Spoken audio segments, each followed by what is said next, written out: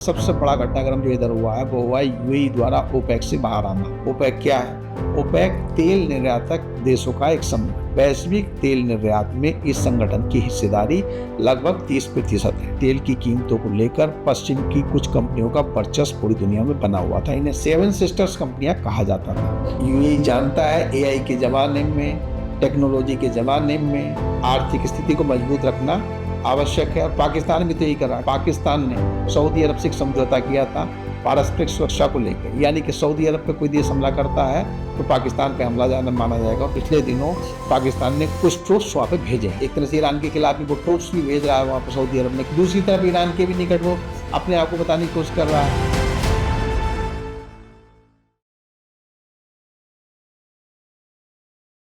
नमस्कार दोस्तों। ईरान युद्ध बहुत लंबा खिंचता जा रहा है। अभी सीज फायर चल रहा है, लेकिन इस बीच बहुत सारे घटनाक्रम हो रहे हैं। उस घटनाक्रम में सबसे बड़ा घटनाक्रम जो इधर हुआ है वो हुआ है यूएई द्वारा ओपेक से बाहर आना। यूएई ने घोषणा कर दी है कि 1 मई से वो ओपेक से बाहर आ जाएगा। ओपेक क्या है? ओपेक तेल निर्यातक देशों का एक समूह है जिसकी स्थापना 1960 में की गई थी। शुरुआत में इसमें 5 देश शामिल थे जो इन्हें संस्थापक सदस्य कहा जाता है। सऊदी अरब, कुवैत, ईरान, इराक और वेनेजुएला। 1960 में इसकी स्थापना हुई थी और इसका मुख्यालय ऑस्ट्रिया में वियना था। अभी भी वियना ही है। इस संगठन का उद्देश्य था तेल उत्पादन, तेल निर्यात तथा तेल की कीमतों में स्थिरता को बनाए रखना। इसके अलावा इसका एक और उद्देश्य था, क्योंकि उस समय तेल उत्पादन, निर्यात और तेल की कीमतों को लेकर पश्चिम की कुछ कंपनियों का वर्चस्व पूरी दुनिया में बना हुआ था। इन्हें सेवन सिस्टर्स कंपनियां कहा जाता था। उस वर्चस्व को भी ये देश तोड़ना चाहते थे। इसका लाभ भी मिला और बाद में खाड़ी देशों में तेल निर्यात के माध्यम से संपन्नता आई और ओपेक भी मजबूत होता गया। इसकी बात को पूरी दुनिया में सुना भी जाने लगा और इस संगठन में भागीदारी देशों की संख्या बढ़ती गई। वर्तमान में इस संगठन में 12 देश हैं तथा वैश्विक तेल निर्यात में इस संगठन की हिस्सेदारी लगभग 30% है। बाद में 2016 में ये ओपेक प्लस भी एक ढांचा बना है, एक संगठन भी कह सकते हैं उसको। उसमें अजरबैजान, रूस जैसे देश शामिल हो गए और इस ओपेक प्लस की जो वैश्विक तेल निर्यात में हिस्सेदारी है वो लगभग 41% है। जहां तक यूएई की बात है तो 1967 में वो ओपेक में शामिल हुआ। वो ओपेक और ओपेक प्लस दोनों में है, लेकिन उसने ओपेक और ओपेक प्लस दोनों की सदस्यता छोड़ने के लिए कह दिया है। उसने कह दिया है कि वो 1 मई से इस संगठन से बाहर आ जाएगा। आखिरकार उसने इतना बड़ा डिसीजन क्यों लिया? एकाएक तो कोई देश इस तरह का डिसीजन ले नहीं सकता। इसके पीछे कुछ वर्षों से या कुछ समय से जरूर उस देश में कोई ना वो उथल पुथल चल रही होगी। इसकी एक वजह मुझे ये लगता है कि वो अपना तेल उत्पादन बढ़ाना चाह रहा है, क्योंकि ओपेक जो संगठन है उसमें प्रत्येक देश का तेल कोटा निश्चित होता है और इस कोटे को लेकर कुछ देश और जैसे इंडोनेशिया जैसे देश भी संगठन को पूर्व में छोड़ चुके हैं। तो यूएई अकेला देश नहीं है। हाँ, यूएई बड़ा देश है और वो प्रतिदिन 48 लाख बैरल तेल का उत्पादन करता है। उसकी क्षमता और भी है। शायद ये भी हो सकता है क्योंकि वहाँ पर ईरान युद्ध में बहुत ज़्यादा नुकसान हुआ है, उसकी छवि को भी धक्का पहुँचा है, उसकी आर्थिक स्थिति भी कमज़ोर हुई है कुछ पहले से। वो उस आर्थिक स्थिति को बढ़ाने के लिए, ऊँचा उठाने के लिए और ज़्यादा तेल उत्पादन करना चाह रहा हो, जिससे कि उसकी आर्थिक स्थिति पहले से भी अच्छी हो सके। हम सभी जानते हैं कि दुबई यानी और अबू धाबी यानी कि यूएई खाड़ी देशों में सबसे ज़्यादा उदारवादी हैं। उनके मुकाबले दूसरे देशों के मुकाबले उदारवादी रवैया अपनाते हैं, उदारवादी माहौल है, कानून व्यवस्था हो चाहे दूसरे मानक हो, सब में सारे खाड़ी देशों में वो सबसे ऊपर है। संपन्नता में तो सबसे ऊपर है ही।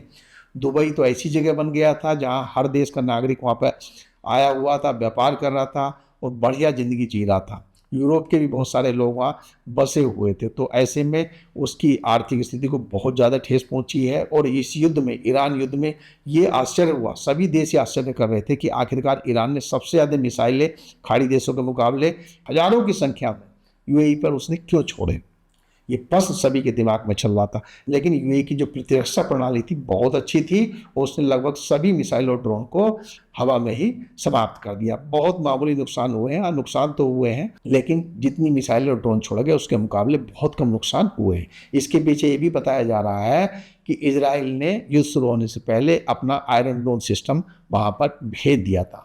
ये पहला देश था यूएई जहां पर अपने देश से बाहर आयरन डोम को इजराइल ने भेजा था। उसका लाभ भी उसे मिला। यूएई की प्रतिरक्षा प्रणाली और भी कई तरह से मजबूत थी और उसने दिखाया भी कि उसकी प्रतिरक्षा प्रणाली इतनी मजबूत है कि इतनी सारी मिसाइलों और ड्रोनों से भी मुकाबला कर सकती है, लेकिन उसकी छवि को ठेस पहुंची, उसकी आर्थिक स्थिति तो पहुंची, उसकी छवि को बहुत ठेस पहुंची, क्योंकि यूएई की तरफ जिस तरह से लोग आकर्षित हो रहे थे अब उनमें सुरक्षा पहुंच बढ़ी है। भाई कितने लोगों ने चार्टर्ड प्लेन के माध्यम से वहां से बाहर निकले हैं, खाड़ी देशों से बाहर निकले, यूएई से बाहर निकले, तो वो एकाएक छवि नहीं सुधरती है, उसमें उसे भरने में समय लगेगा। जो जख्म ईरान ने यूएई को दिए हैं वो उसको नहीं भूल सकता, ऐसा यूएई ने कहा भी है कि इन जख्मों को जल्दी से नहीं भूला जा सकता। यही नहीं, इजराइल से भी यूएई के संबंध कई कई वर्षों से सुधार की तरफ अग्रसर थे। इसमें प्रमुख भूमिका राष्ट्रपति डोनाल्ड ट्रंप ने अपने पहले टेन्योर में निभाई थी, जब उन्होंने 2020 में अब्राहम एकॉर्ड साइन करवाया था और उसमें यूएई भी शामिल था। तब से यूएई के संबंध इजराइल से काफी सुधार की तरफ अग्रसर थे और ईरान युद्ध के समय में उसके संबंध और ज्यादा सुधरे हैं। भारत से भी यूएई के संबंध अच्छे हैं, काफी बड़ी संख्या में दुबई में भारतीय रहते हैं तथा व्यापार करते हैं, और भारतीयों के बारे में तो ये कहा ही जा सकता है कि जहां भी रहते हैं अपने काम से काम रखते हैं और उस देश की तरक्की में सकारात्मक भूमिका निभाते हैं। तो भारतीयों की तरक्की को देखकर दुबई में और भी कई चीज़ों से पाकिस्तान को मिर्ची लगती है, सऊदी अरब के लोगों को मिर्ची लगती है, वहाँ के कई यूट्यूबर, कई जो पत्रकार हैं वो इस चीज़ पर कई बार प्रतिक्रिया आक्रोश जाहिर करते हैं कि भारतीय बहुत लाभ उठा रहे हैं। अभी पाकिस्तान में किसी ने कहा था कि एक दिन दुबई इस तरह से भारतीय संख्या बढ़ती तो अखंड भारत का हिस्सा होगा, लेकिन दुबई को, यूएई को इन सब चीज़ों से कोई फर्क नहीं पड़ता। वो जान गया है आर्थिक स्थिति के बिना दुनिया में सम्मान पाना असंभव है। वो खाड़ी देश का पहला ऐसा देश है जो ज़मीनी हकीकतों के आधार पर चलने की कोशिश कर रहा है, इस्लामिक कट्टरपन से बाहर निकलने की कोशिश कर रहा है, निकल भी चुका है। इस युद्ध से पहले पाकिस्तान ने सऊदी अरब से एक समझौता किया था पारस्परिक सुरक्षा को लेकर, यानी कि सऊदी अरब पे कोई देश हमला करता है तो पाकिस्तान पे हमला जाना माना जाएगा, और पाकिस्तान पे अगर कोई देश हमला करता है तो सऊदी अरब पे भी हमला माना जाएगा। हालांकि सऊदी अरब के बार बार कहने पर भी पाकिस्तान ने ईरान युद्ध के समय में ईरानी मिसाइलों से पाकिस्तान ने कोई हेल्प नहीं की और ये समझौता एक तरह से कुंदी माना गया। लेकिन अभी फिलहाल पिछले दिनों पाकिस्तान ने कुछ ट्रूप्स वहाँ पे भेजे हैं, हजारों की संख्या में ट्रूप्स वहाँ सऊदी अरब भेजे हैं। उसकी सुरक्षा के नाम पर कितनी सुरक्षा वो करेंगे वो तो बाद में पता चलेगा। तो पाकिस्तान का खेल देखिए, वो सऊदी अरब से समझौता किए हुए एक तरह से ईरान के खिलाफ भी वो ट्रूप्स भी भेज रहा है वहाँ पर सऊदी अरब में कि अगर ईरान की मिसाइल होंगी, आक्रमण होगा तो सऊदी अरब की रक्षा करेंगे, भले ही ना करें या करें वो आप बात की बात है। दूसरी तरफ ईरान के भी निकट वो अपने आप को बताने की कोशिश कर रहा है। ईरानी सरकार तथा उसके प्रतिनिधि भी कई बार कह चुके हैं कि पाकिस्तान हमारा दोस्त है। उसके जहाज भी बेरोक टोक आ जा रहे थे और मुझसे 5 देश थे, ये न कि ईरान कह रहा था कि 5 हमारे मित्र देश हैं, उनमें भारत भी था, चीन, भारत, रूस, पाकिस्तान, कि इन देशों के जहाज आ जा सकते हैं, और वो आ जा रहे थे। तो ये सब देख के ऐसा लग रहा था कि पाकिस्तान से कहीं ना कहीं सऊदी अरब चिढ़ता जा रहा है। इसी को लेकर उसने यूएई ने पाकिस्तान से अपना कर्ज वापस मांगा जो कि अरबों डॉलर था। पाकिस्तान तिलमिलाया, परेशान हुआ, लेकिन उसकी सहायता अंततः कतर और सऊदी अरब ने की तथा वो कर्ज उसने वापस कर दिया। लेकिन इस सब से यूएई और पाकिस्तान के संबंध और बिगड़ गए, तो पाकिस्तान ने दूसरे खाड़ी देशों को यूएई के खिलाफ भड़काया। यूएई जानता है एआई के ज़माने में, टेक्नोलॉजी के ज़माने में, स्पेस टेक्नोलॉजी के ज़माने में आर्थिक स्थिति को मजबूत रखना आवश्यक है, और पाकिस्तान भी तो यही कर रहा है। डबल गेम से क्या कर रहा है, अपनी आर्थिक स्थिति को ऊपर उठाना चाह रहा है, वो उसमें सफल भी हो रहा है। अभी उसने एक और काम किया है यूएई को चिढ़ाने वाला, उसने ईरान से एक समझौता कर लिया है जिसमें परस्पर आवाजाही को बढ़ावा देने के लिए मार्ग देने की बात की है। पाकिस्तान ने इस चीज़ का लाभ उठाते हुए कि यूएस ने ईरान को लगभग ब्लॉकेट कर रखा है तो उसके पास कोई रास्ता नहीं है, तो उसने उसे अपने पोर्ट तथा कई स्थलीय मार्ग देने की बात की है जिससे कि उसका जरूरी सामान और संबंधित आवागमन हो सके। ईरान ने भी पाकिस्तान को मध्य एशिया तक एक्सेस देने की बात कही है। तो पाकिस्तान चीन से भी लाभ उठा रहा है, अमेरिका से भी लाभ उठा रहा है, ईरान से भी लाभ उठा रहा है। इस समय पाकिस्तान के दोनों हाथों में लड्डू हैं। इस समझौते से पाकिस्तान की जो भूमिका मध्यस्थ के रूप में कुछ कमजोर हो रही थी वो फिर से बढ़ सकती है, क्योंकि अभी ऐसा लग रहा था कि जैसे ईरान के जो विदेश मंत्री थे अब्बास अरागची, वो खाड़ी देशों से भी संपर्क कर रहे थे तथा रूस के राष्ट्रपति व्लादिमीर पुतिन से भेंट की थी तथा रूस के राष्ट्रपति व्लादिमीर पुतिन ने बहुत ही अच्छे से उनसे मुलाकात की तथा उन ईरान के प्रति समर्थन जताया और उन्होंने मध्यस्थता जरूरत पड़ने पर मध्यस्थता करने की बात कही। लेकिन राष्ट्रपति डोनाल्ड ट्रंप लगता है राष्ट्रपति व्लादिमीर पुतिन पर भरोसा नहीं करते या किसी और वजह से उनको बीच में नहीं लाना चाहते। इसी वजह से वो भारत को भी नहीं लाना चाहते, क्योंकि भारत पाकिस्तान से बहुत अच्छी भूमिका निभा सकता था, लेकिन भारत को मध्यस्थ नहीं बनाना चाहते। भारत को वो क्षेत्रीय नेता के रूप में ही रखना चाहते हैं, वैश्विक खिलाड़ी के रूप में नहीं रखना चाहते। पाकिस्तान भले ही वैश्विक खिलाड़ी के रूप में आगे आ जाए, वो आ तो नहीं पाएगा, लेकिन उसको कोशिश कर रहे हैं कि वो वैश्विक खिलाड़ी बन जाए। भारत दबा रहे हैं, चीन भी दबा रहे हैं। अरे दोनों देश कैसे एक साथ दब जाएंगे? यही अमेरिका की जो हेजेमनी घट रही है उसके लिए राष्ट्रपति डोनाल्ड ट्रंप के ऐसे ही उलझुल निर्णय शामिल हैं। अमेरिका इजराइल ने जो ईरान पर आक्रमण किया था तथा उसकी प्रतिक्रिया में ईरान ने अधिकतर खाड़ी देशों पर जो आक्रमण किया था, उसके बाद खाड़ी देशों की स्थिति काफ़ी बदल गई है। वहाँ पर पारस्परिक विश्वास अब उतना नहीं रह गया जितना पहले था। खासकर ईरान के प्रति सभी खाड़ी देश कहीं ना कहीं विश्वास खो चुके हैं। ऐसे में यूएई शायद अपना कुछ अलग रास्ता बनाना चाह रहा है, इसलिए वो ओपेक से बाहर आया है। जहां तक उसके इस निर्णय से फर्क पड़ने की बात है कि भारत और विश्व पर क्या असर पड़ेगा, निश्चित रूप से अगर वो इससे ओपेक से बाहर आया है तो अपना उत्पादन बढ़ाएगा तो भारत को भी ज़्यादा तेल यूएई से खरीदने में आसानी रहेगी तथा सस्ता तेल भी भारत को मिल सकता है, तो क्योंकि भारत के यूएई से अच्छे संबंध हैं और वैश्विक जो ऊर्जा का संकट है वो भी कुछ कम हो सकता है। यूएई ज़्यादा तेल का प्रवाह बना सकता है। हालांकि बहुत सारी चीज़ें इस बात पर भी निर्भर करेंगी कि जो हॉर्मुज संकट है या जो अमेरिका ने ब्लॉकेट कर रखा है ईरान के जहाज़ों को लेकर, या और इसके बाद कभी भी जो है ऐसी स्थिति बन सकती है जबकि फिर से अमेरिका और इजराइल को ईरान पर आक्रमण करना पड़ सकता है या सीज फायर बहुत लंबा खिंच सकता है। कुल मिलाकर अमेरिका, इजराइल और ईरान के बीच जो संघर्ष है, जब तक उसको कोई निश्चित समाधान नहीं निकाला जाता तब तक ये नहीं कह सकते कि किस डिसीजन से क्या फर्क पड़ेगा। क्योंकि विश्व बैंक ने अभी हाल में कहा है कि इस साल ऊर्जा कीमतों में 24% तक की वृद्धि हो सकती है। इस ऊर्जा संकट से तभी निकला जा सकता है जब इस युद्ध का कोई समाधान हो जाए।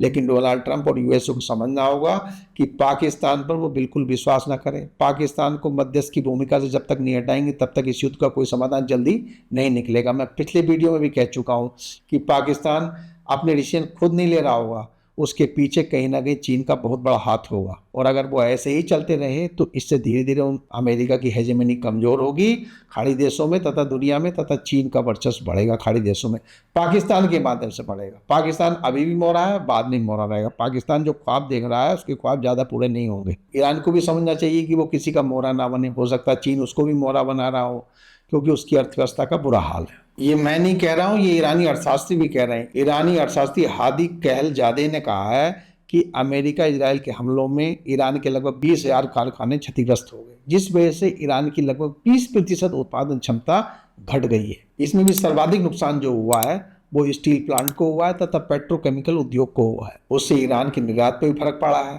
प्लास्टिक पाइप और खाद्य पदार्थों की पैकेजिंग के दाम आसमान को छू रहे हैं। ईरान के deputy labour minister Ghulam Hussain मोहम्मदी ने कहा है कि युद्ध की वजह से सीधे तौर पर लगभग 10 लाख नौकरियां जा चुकी हैं तथा 1 करोड़ 20 लाख नौकरियां खतरे में हैं। ईरान में एक और समस्या है, IRGC तथा सरकार के बीच कहीं ना कहीं मनमुटाव है और वर्चस्व की भी लड़ाई चल रही है।